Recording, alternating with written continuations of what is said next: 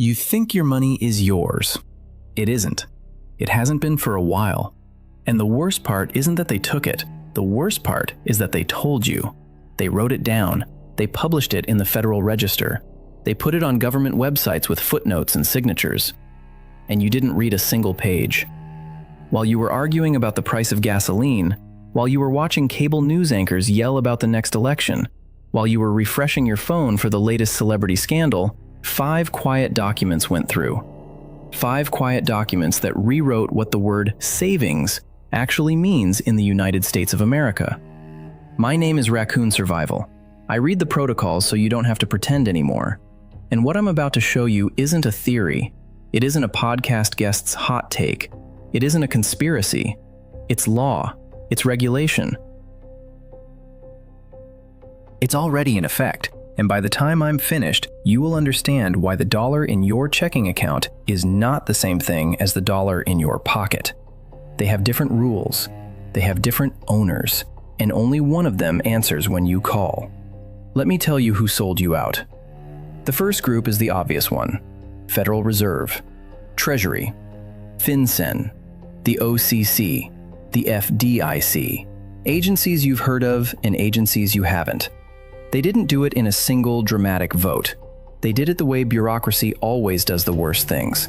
Slowly, in small pieces, with 3-letter acronyms, in documents written by lawyers for lawyers.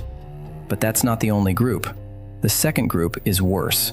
The second group is the financial press, the think pieces, the personal finance influencers, the retirement gurus. The cable channel anchors who told you for 15 years that the most important thing you could do was trust the system and stay invested and don't be a doomer. They had access to the same documents I'm about to show you. They had research departments, they had Bloomberg terminals and law journals and direct lines to the agencies. And they said nothing. Because nothing is what their advertisers wanted them to say. The third group is the one that's going to make you uncomfortable, because the third group is you. Not all of you, but most of you. The version of you that opened a checking account at 18 and never asked a single question for the next 40 years. The version of you that signed the deposit agreement without reading it. The version of you that thought FDIC insured was a guarantee instead of a marketing slogan with 100 footnotes attached. I'm not blaming you for being busy. I'm blaming you for being asleep, because the rules have changed. And the people who changed them are counting on you to keep sleeping. Here is what I'm going to show you tonight. 5 changes, 5 quiet rewrites. Each one looks small on its own. Each one was sold as a quote 5 or a quote 6 or a quote 7. Each one was buried in a press release nobody read. But when you put all 5 next to each other, you don't see 5 small changes anymore. You see a cage. 5 bars. Each one welded in place at a different time by a different agency for a different stated reason. And when the gate closes, it doesn't matter that the bars were installed separately. The cage is still a cage. The first change is FedNow. The second change is the Corporate Transparency Act. The third change is the bail-in clause buried in Dodd-Frank Title II. The fourth change is the quiet inflation of suspicious activity report thresholds and the algorithms that watch them. And the fifth change, the one nobody talks about, the one that finance bloggers actually celebrated when it happened, is the removal of the 6-transfer limit on savings accounts under Regulation D. That last one is going to make you angry, because you're going to realize you cheered for it. You're going to realize the cage door was the one piece you helped install. So buckle in, pour yourself something strong, and before I show you the bars, I'm going to show you the principle that holds them all together. The doctrine, the law that explains everything else. I call it the Law of Silent Money, version 2. Version 1 was simple. Inflation steals from savers. You've heard that one. Your grandfather told you that one. It's true, but it's old. Version 2 is what came after the financial crisis of 2008, after the regulatory rebuild, after the digital transformation of banking. Version 2 is this. The money ill in your pocket has a physical existence. You can hand it to another person. You can bury it. You can burn it. You own it the way you own a rock. The dollar in your checking account is not a rock. It's a sentence. It's a sentence in a database that says underscore underscore quote underscore 8 underscore underscore. And sentences can be edited. Sentences can be flagged. Sentences can be deleted. Caroline Bischoff knew this. Caroline Bischoff was an anti-money laundering analyst at one of the 4 biggest banks in the United States. She spent 8 years inside the compliance department. She read the internal memos. She watched the software get upgraded. She saw the moment the bank stopped thinking of depositors as customers and started thinking of depositors as data sources with a liability attached. She quit in 2022. She lives in a small house in central Pennsylvania now. She doesn't talk to most of her old colleagues. She told me, sitting at her kitchen table with a cup of coffee in front of her, once you see the architecture, you can never unsee it. Every transaction is a confession. Every balance is a hostage. That's the doctrine. Now let me show you the bars. Bar number 1, FedNow service. The Federal Reserve launched it in July of 2023. They called it a real-time payment rail. They said it was a modernization. They compared it to systems already running in Europe and Asia. They emphasized convenience for consumers and small businesses. The press releases were boring on purpose. They wanted boring. Boring is what gets ignored. Here is what FedNow actually is. FedNow is the United States Federal Reserve building, owning, and operating the rails on which money moves between every bank in America in real time, around the clock, with full visibility into every transaction at the moment it happens, not at the end of the business day, not after a clearing process, at the instant. With the central bank as the operator. Read that sentence again.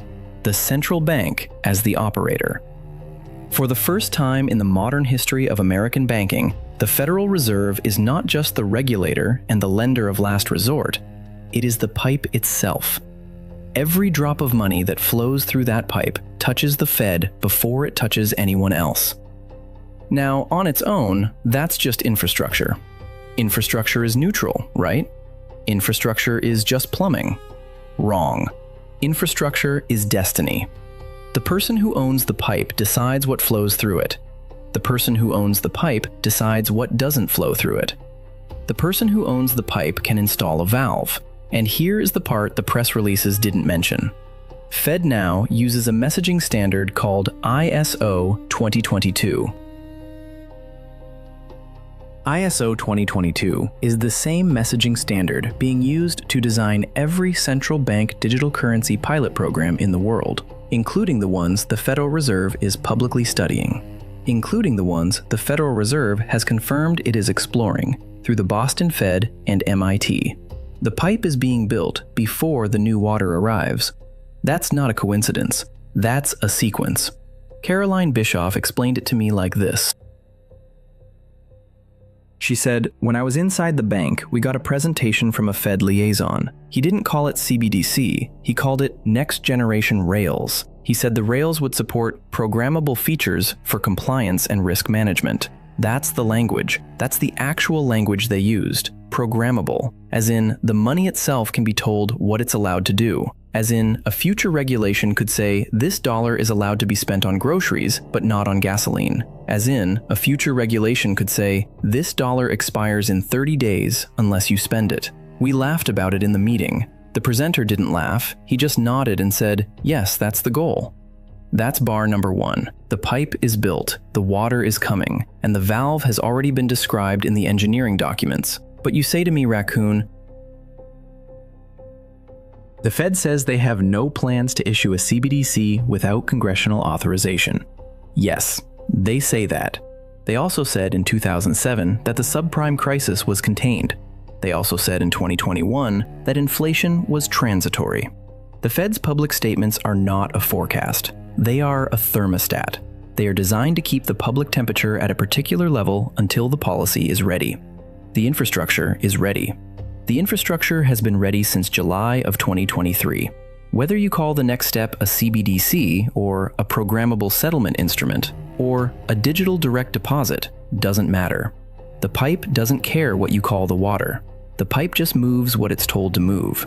And every commercial bank in the United States is now connecting to that pipe, because if they don't, they lose access to the fastest payment system in the country. That's not a conspiracy. That's a Federal Reserve press release from August 2023, confirming participating institutions. Go look it up. The list is public. Your bank is probably on it. Mine is. Stay sharp. Bar number 2, the Corporate Transparency Act.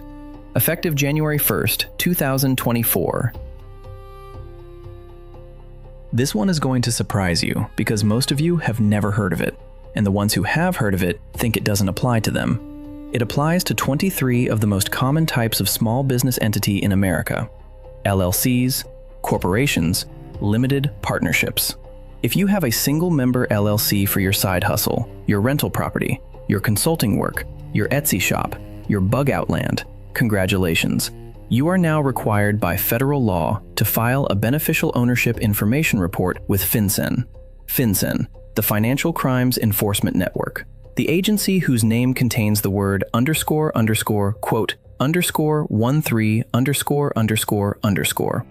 That's the agency that now holds a database of every small business owner in the United States, with their full legal name, date of birth, residential address, and a copy of an unexpired government-issued identification document, including a photograph. Read that again. Your face, your home address, your date of birth. Your driver's license number, filed federally, linked to your business entity, linked to your tax identification number, linked by extension to every bank account that business has ever touched. The penalties for not filing are real. Up to $10,000 in civil fines, up to 2 years in federal prison. For not filling out a form most accountants didn't even tell their clients about.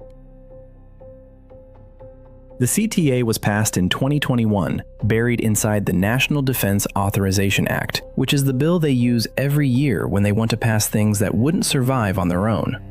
It was sold as an anti-money laundering measure. It was sold as a way to crack down on shell companies used by foreign oligarchs.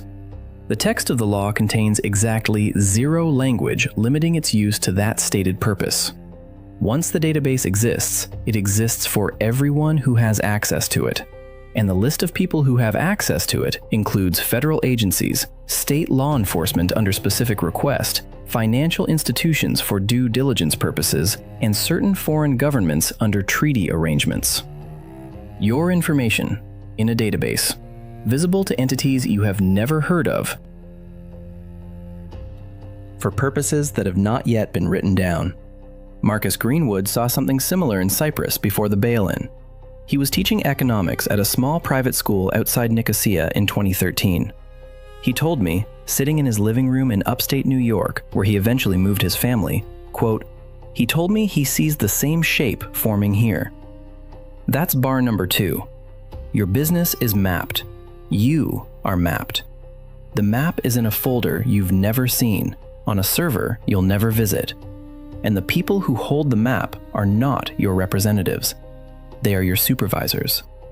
Bar number 3, the bail-in clause. Buried in Title II of the Dodd-Frank Wall Street Reform and Consumer Protection Act of 2010, the official name is Orderly Liquidation Authority. The street name is bail-in. The Dodd-Frank Act was sold to the American public as a response to the 2008 financial crisis.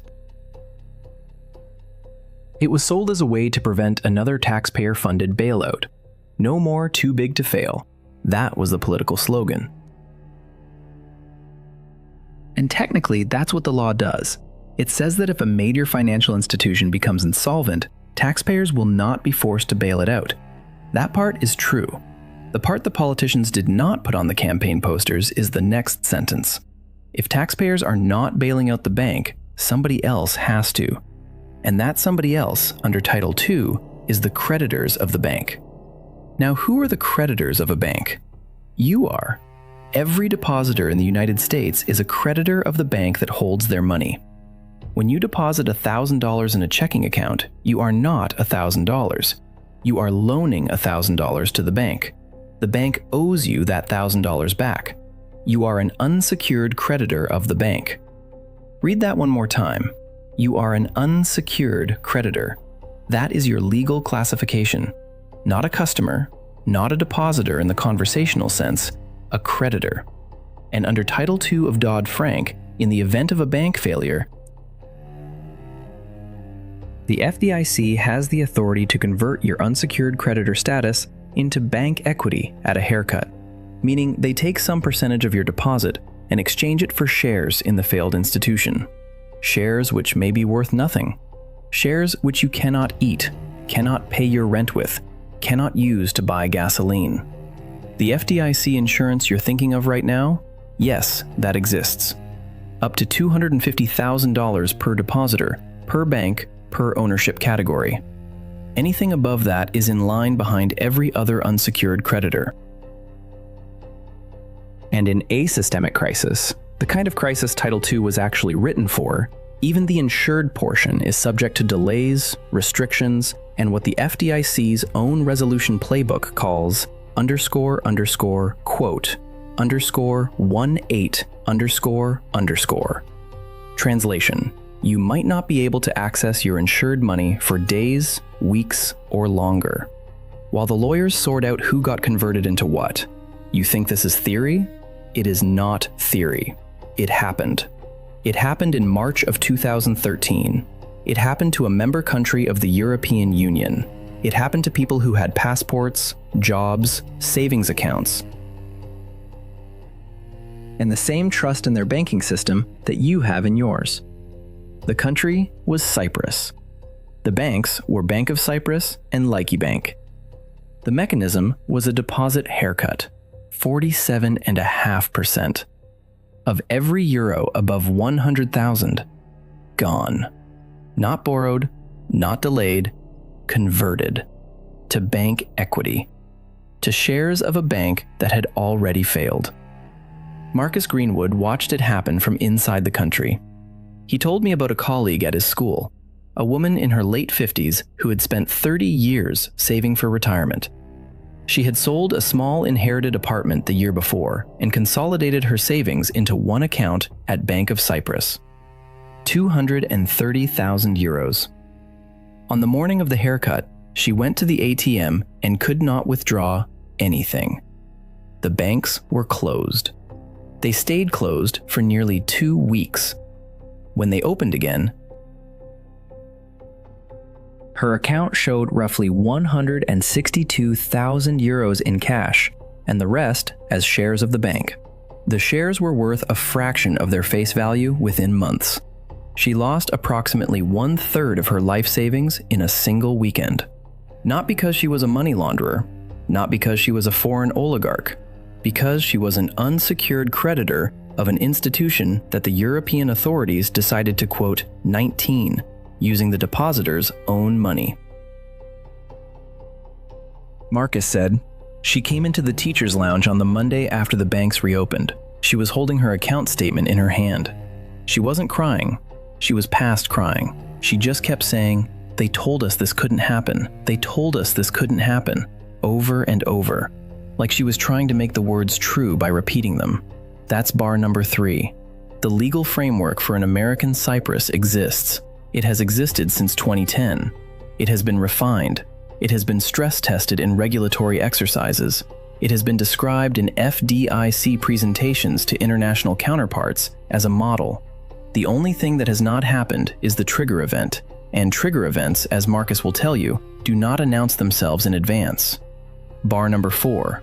The suspicious activity report and the algorithms that watch you. This one is older than the others, but it has been quietly upgraded over the last decade in ways that nobody outside compliance departments understands. The Bank Secrecy Act of 1970 goes back further than most of you watching this video. It established the original framework for financial surveillance in the name of catching tax evaders, drug traffickers, and later, terrorists. Currency transaction reports for cash transactions over $10,000. Suspicious activity reports for any transaction or pattern of transactions that the bank decides looks unusual. The $10,000 threshold has not been adjusted for inflation since 1970. Think about that. In 1970, $10,000 was a year of work for an average household. Today, it's a used car. The threshold hasn't moved, which means every year, more and more ordinary transactions get pulled into the reporting net by inflation alone. That's not an accident. That's a feature. The number stays the same. The dollar shrinks. The net widens. But the real change is not the threshold itself. The real change is who watches the threshold. In 1970, suspicious activity was identified by a human compliance officer reviewing flagged accounts. In 2005, it was identified by software that flagged accounts for human review. In 2024, it is identified by machine learning systems that score every customer in real time, every day, on a behavioral risk model that nobody outside the bank fully understands.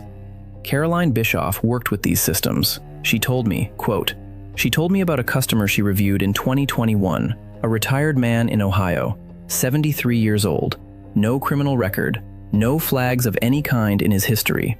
The model flagged him because his deposit pattern had changed. He had started depositing larger amounts of cash, less frequently, at different branches. The model scored him as elevated risk for structuring. Caroline pulled the file. She called him. The man was selling off his late wife's collection of antique furniture, piece by piece, at estate sales around the state. Each sale was paid in cash by a different buyer. He was depositing the proceeds when he had time. There was no crime. There was a widower trying to clean out a house full of memories. Caroline cleared the alert. The next month, the model flagged him again, and again the month after. The model never learned. The model never adjusted. The model just kept scoring. Because the model is not designed to find criminals. The model is designed to produce reports. The reports are the product. The reports go into a federal database that you cannot access, you cannot see, you cannot challenge, and you cannot remove. There is no Miranda warning in financial surveillance. There is no right to an attorney. There is no court. There is just a score, and the score follows you forever. That's bar number 4. You are not innocent until proven guilty in your bank's compliance system. You are scored continuously. Your behavior is analyzed continuously. Your deviations are flagged continuously. And the people who built the model do not work for you. They work for an institution that profits when you are inside the system and loses nothing when you are wrongly accused. Bar number 5. The one nobody talks about.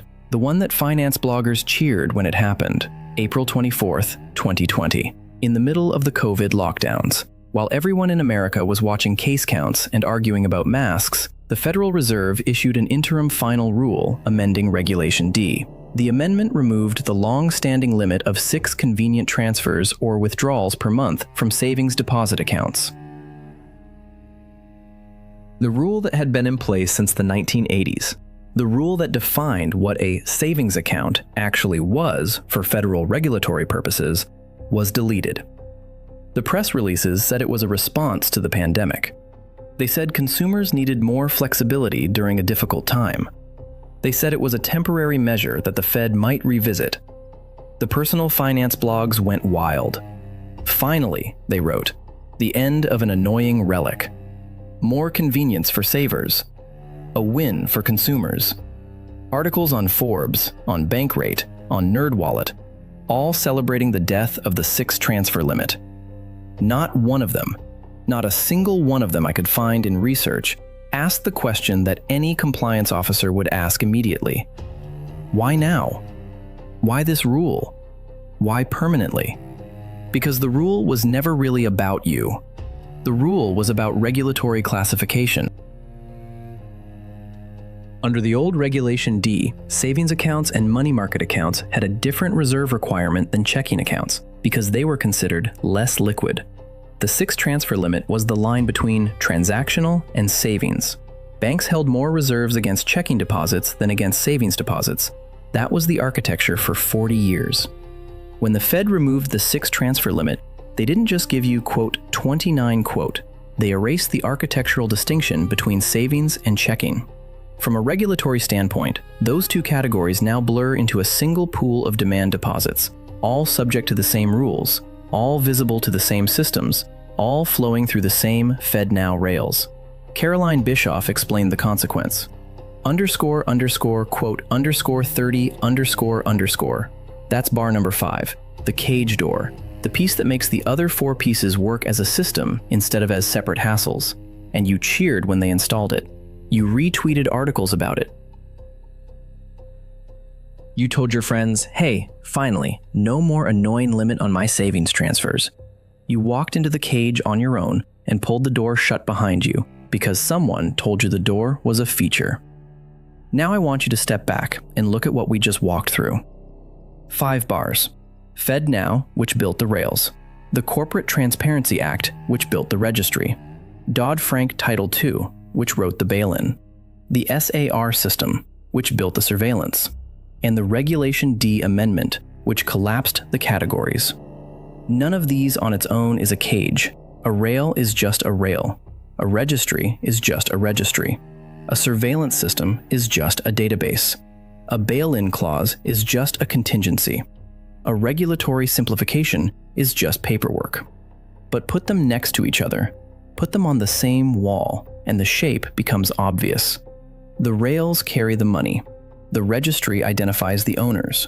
The bail-in defines the contingency under which ownership transfers. The surveillance system produces the justifications, and the regulatory simplification ensures that whatever rule the operator writes next can be applied to every account at once with no friction. That is not 5 accidents. That is one architecture, built piece by piece over 15 years, by different agencies, under different administrations, with different stated reasons, and finished, as far as I can tell, sometime between 2023 and 2024. The cage is done. The cage is occupied. The cage is, at this exact moment, unlocked. But the door is hung. The hinges are oiled, and the operator is standing nearby with a key in his hand, waiting for the trigger event. Maybe the trigger is a major bank failure. Maybe it's a geopolitical crisis. Maybe it's a cyber incident. Maybe it's a prolonged inflation shock that requires __, quote, _31, __. Maybe it's none of those, and the door just gets locked, one regulatory quarter at a time, with each new rule narrowing what you're allowed to do with your own deposits. The point is not to predict the trigger. The point is to recognize that the cage is finished. And once a cage is finished, the question is no longer whether the door will close. The question is whether you are inside it when it does. Caroline Bischoff told me something I have not been able to get out of my head. She said, quote, 32, that's where most of you are right now. You're inside it. You didn't build it, but you furnished it. You put your savings in. You put your retirement in. You put your direct deposit in. You put your business operating account in. You put your kids' college money in. Every brick of your financial life is sitting on infrastructure that was redesigned in the last 15 years to give somebody else the option to lock the door. And here is the dark truth that no personal finance influencer is going to tell you, because their entire business model depends on you not understanding it. The bank run does not start with a line of people outside a branch. The bank run starts with a quiet policy change that nobody reads. The line outside the branch is the last act, not the first. By the time you see people on the news with cardboard signs, the door has already been welded shut. The professionals are already out. The politicians are already protected. The institutional money is already in treasuries or commodities or jurisdictions that don't show up on a Form 1099. What you see on television in those moments is not the crisis. The crisis happened months earlier in a Federal Register notice that ran 4 pages long and used the phrase technical adjustment in the title. The line at the bank is theater. The real event is paper. So what do?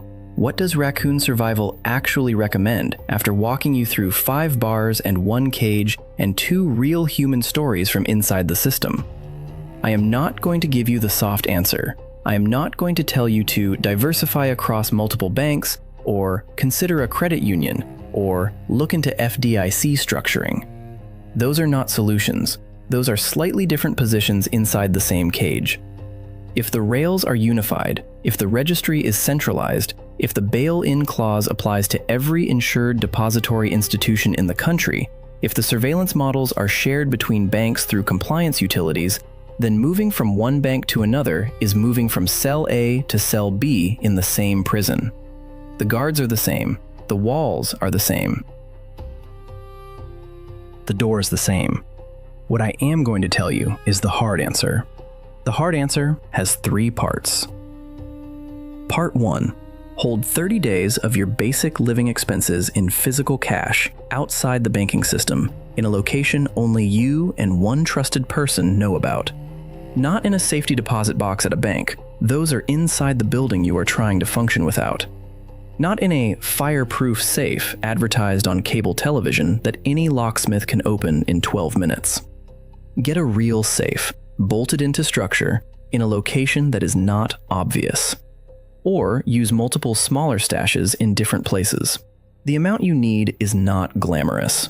For most American households, 30 days of basic living expenses, rent or mortgage, utilities, food, fuel, essential medications, basic transportation, is somewhere between $3,000 and $8,000, depending on where you live. That's it. That's the threshold. That is the difference between being a free person for a month during a banking disruption and being a person standing in line behind 170 other panicked people waiting for an ATM that has been rate limited to $200 per withdrawal per day. Part 2. Convert a portion of your liquid savings, not all of it, not even most of it, but a meaningful portion, into physical precious metal that you hold in your own possession. Small denominations, 1-ounce silver coins, small gold pieces. The reason is not that silver is going to make you rich. The reason is that physical metal is the only form of monetary asset that does not require permission from a third party to exist. It does not need a bank to verify it. It does not need a server to remember it. It does not need a payment rail to move it. It exists the way a rock exists. And in any scenario where the digital systems are constrained, for whatever reason, for however long, physical metal continues to function as a unit of trade between 2 willing parties. It is not a primary store of wealth. It is a redundancy. It is a backup. It is the spare key to a house that you hope never burns down. Part 3. Build operational independence in the systems that bank failures cascade into. Food, water, fuel, communication, documentation. Because the truth that nobody on financial television will ever say out loud is that a banking disruption is not just a banking disruption. A banking disruption is a supply chain disruption. The trucks that bring food to your grocery store run on credit. The fuel stations that fill those trucks settle their accounts daily through interbank transfers. The pharmacies that fill your prescriptions clear insurance through electronic networks. When the rails freeze, even briefly, even partially, the disruption ripples outward in ways most people have never thought through, because most people have never had to. Marcus Greenwood watched it in Cyprus. He told me, "The first 3 days after the banks closed, life looked almost normal. By day 5, the grocery stores were rationing. By day 7, the gas stations were taking only cash and only exact change. By day 10, the pharmacies had run out of common medications because the wholesalers stopped delivering until the wire transfers cleared. Nobody had warned us. Nobody had said, hey, when the banks freeze, the trucks stop too. We learned it in real time, on empty stomachs, in long lines."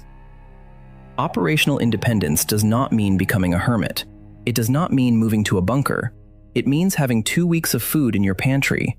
It means having a way to filter water if the municipal supply has a problem.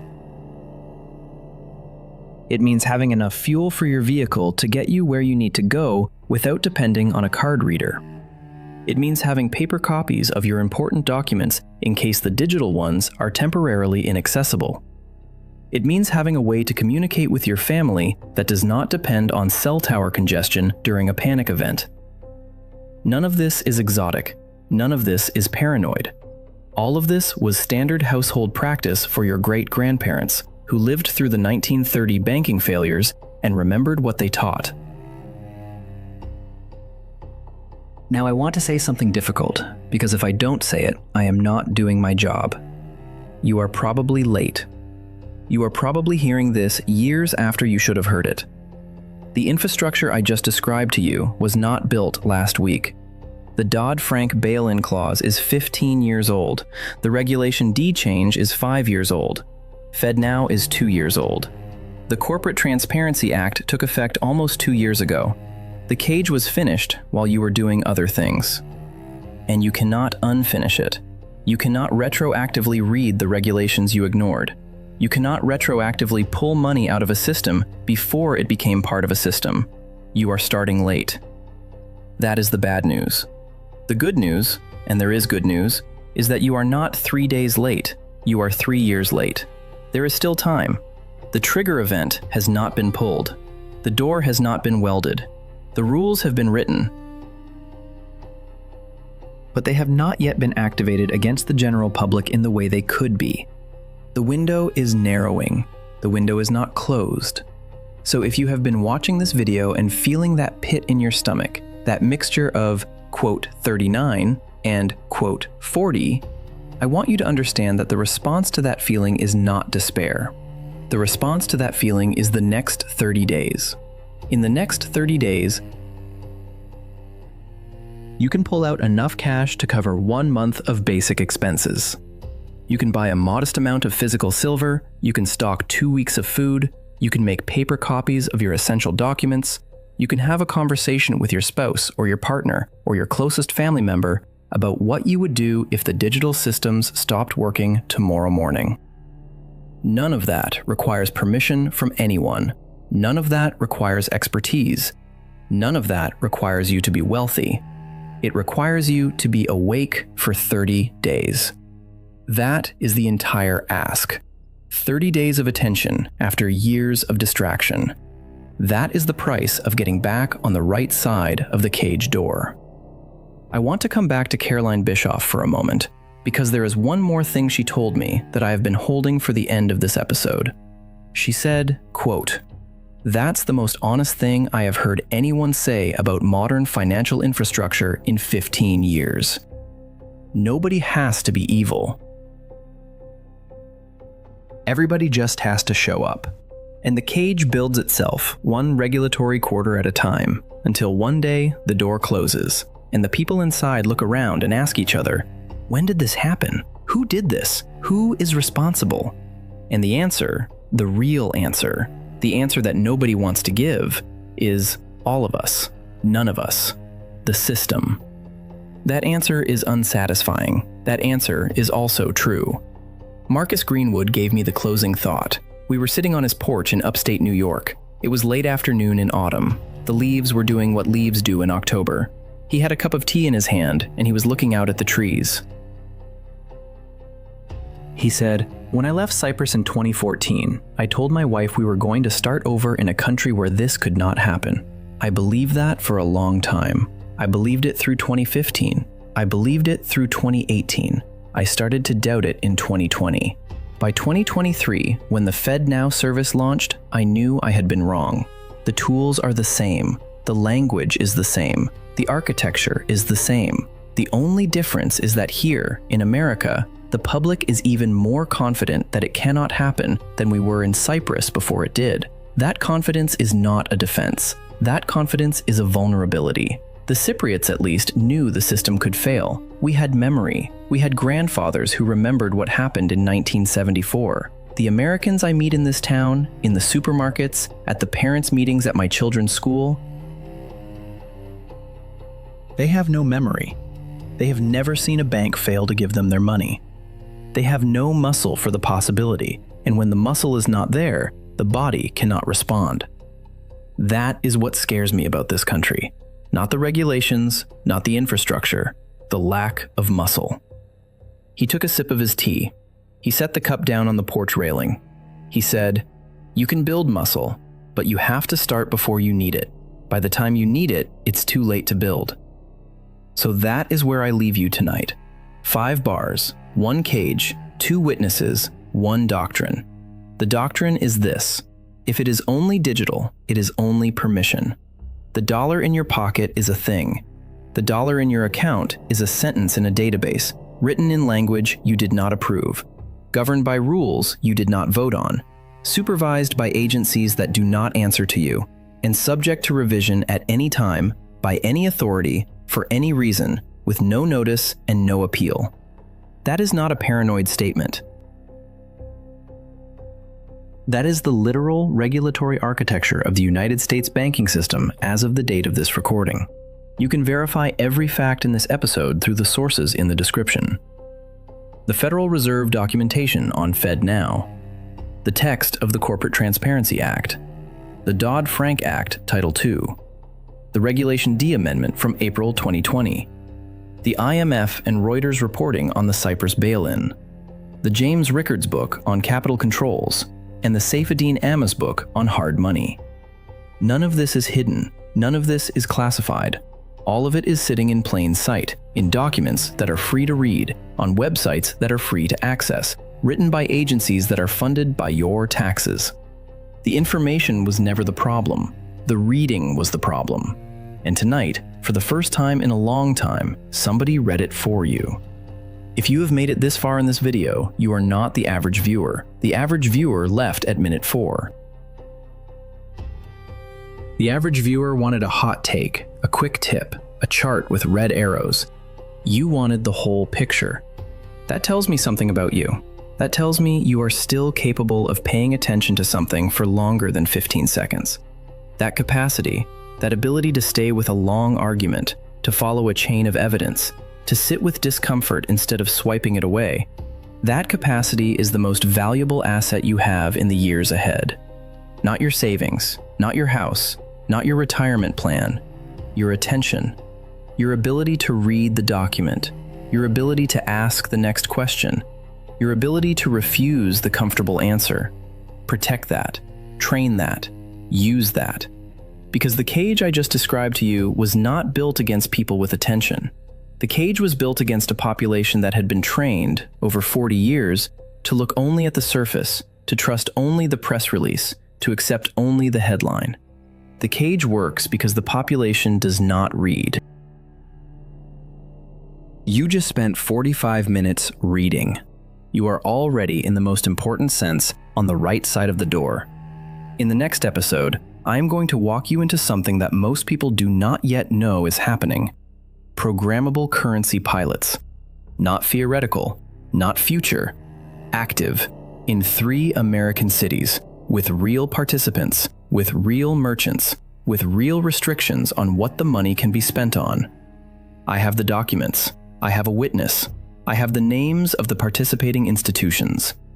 We are going to walk through it the same way we walked through tonight, slow, documented, with sources, with witnesses, with consequences. If tonight was the cage, next week is the key turning. You do not want to miss it. Subscribe, hit the bell, share this video with one person you actually care about, not a stranger on social media, not a comment section warrior, an actual person whose financial well-being matters to you. Send them the link. Tell them Raccoon Survival sent you. Tell them to watch the whole thing. Tell them the first 4 minutes are not the point. The point is the architecture. The point is the cage. The point is the door. Before I close, I want to give you one more story because I think it matters. It is not from Caroline. It is not from Marcus. It is from me. It is from before I started doing this work, before I was Raccoon Survival on a screen, before I read the protocols, before I knew what FinCEN was. There was a period in my own life when I had a small business, just a side operation, nothing fancy. I sold a particular kind of specialized equipment to a niche market. The business ran through a single LLC, a single business checking account, a single payment processor. It was not a lot of money. It was enough to matter to my household. One day, I logged into the account and found that the payment processor had frozen my receivables. No warning, no phone call. Just a notice in my dashboard saying my account was under review for potential terms of service violations. I called the support line. I waited on hold for 2 hours. I got a person who read me a script. The script said the review could take up to 180 days. The script said no funds would be released during the review. The script said I could not appeal. The script said no specific reason for the review could be provided. The script said the decision was final and not subject to escalation. I had $11,000 frozen, money I had earned, money my customers had voluntarily paid me, money I had no access to for up to 6 months with no explanation, from a private payment processor that had, in its terms of service which I had clicked through years earlier, the unilateral right to do exactly this for any reason or no reason. I will not tell you the name of the processor. It does not matter. The story is not about that company. The story is about the fact that this happens every single day to thousands of small business owners in every state for reasons that are usually never explained. It happens because the architecture allows it to happen. It happens because the terms of service allow it to happen. It happens because there is no regulatory body that will intervene on behalf of the small operator against the platform. It happens because the platform is the rail, and the rail decides what flows through it. I got my money back, eventually. It took 4 months. I had to liquidate other assets in the meantime to keep the business running. I had to have a very uncomfortable conversation with my spouse about why our emergency fund had gotten thinner. I learned, in that experience, what Caroline was talking about when she said every balance is a hostage. I had not understood it as a phrase. After that experience, I understood it as a fact. From that month forward, I restructured everything. Multiple processors, multiple banks, a meaningful percentage of operating capital held outside any digital system at all, paper records, physical receipts, backup plans for the backup plans. I did not become paranoid. I became, for the first time in my adult life, awake. And the most surprising thing about being awake was how much energy I had previously been spending on staying asleep. The denial was the exhausting part. The reality, once I accepted it, was actually freeing, because reality, even when it is uncomfortable, gives you something to act on. Denial gives you nothing. Denial just keeps you stationary while the cage gets built around you. That is what I am offering you tonight. Not panic, not despair, not a sales pitch for some newsletter or course or precious metals dealer who paid me to mention them. I have no sponsor for this episode. I have no affiliate links in the description. I am offering you the same thing my own experience offered me, except earlier. I am offering you the chance to be awake before the trigger event, instead of after it. I am offering you 30 days of attention in exchange for the rest of your financial life lived on the right side of the door. That is not a bad trade. That is, in fact, the best trade I am aware of in the current environment. Better than any stock pick, better than any real estate play, better than any cryptocurrency speculation. The best trade you can make in the year we are currently living in is to spend 30 days getting your basic affairs into a configuration that does not depend on the continuous good behavior of institutions that have, on the public record, written down their right to behave badly. I want to be very specific about one more thing before I close, because I do not want anyone to walk away from this video with the wrong takeaway.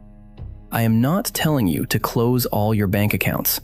I am not telling you to stop using direct deposit. I am not telling you to bury all your money in the backyard. I am not telling you to refuse to file your taxes or refuse to comply with the Corporate Transparency Act if it applies to you. Doing any of those things will make your life harder, not safer. The system, as it currently exists, is the system most of us have to operate inside. You still need a checking account. You still need a debit card. You still need to receive your paycheck. You still need to pay your bills electronically. None of that is going away tomorrow.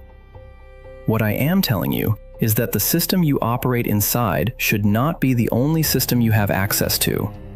You should have parallel infrastructure. You should have redundancy. You should have a portion of your financial life that does not depend on the continuous functioning of any particular bank, payment processor, or regulatory regime. The percentage is up to you. Some people will be comfortable with 5% of their liquid net worth held outside the digital system. Some people will want 20%.